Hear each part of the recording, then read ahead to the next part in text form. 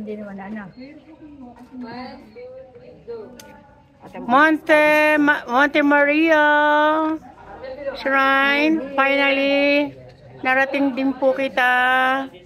Pagpalain mo po ang aming paglalakbay, pagbalik ko sa Toronto. Kaya din po ang aking BFF, pagbalik sa Roma. At gumaling na po. Yeah. Gumaling na po ang aking pinsan. May sinat siya ngayon. Ay pero pinilit niya kasi nga nakaset yung date namin ngayon. At ito po ang aking BFF for life.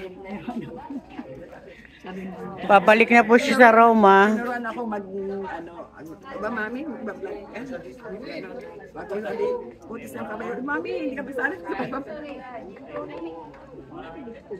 May utis ng kabayo. Ba't may utis ng kabayo dyan?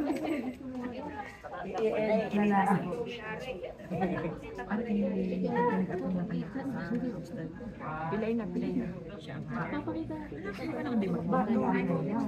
Ay, gusto ko ba nilang magbalik? Sino mag-aaral para sa yung ari online na nagtatrabaho.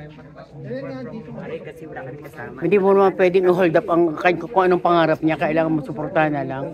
Kung kailangan kumuha ng kasamahin, pwede kumuha ng kasamahin. Ay, kailangan hindi makasagot sa Australia. Gawa ng aso niya. Hindi na pwede magdala ng aso sa Australia. Ay, oo. Dito na lang siya bumili ng aso. Ang daming aso. Ano pa naman yung aso niya? Kabay niya sa kama.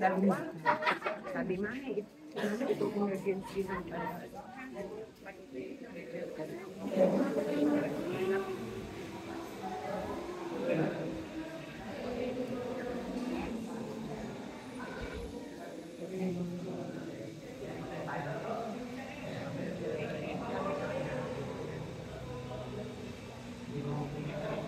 This is the 360 view of the shrine, Monte Maria.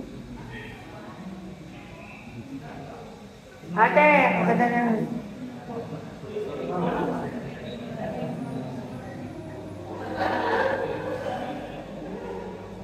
Bundok talaga ito, Hele. Bundok na tinayuan nila. Bawi-bawi naman nila sa mga pupunta.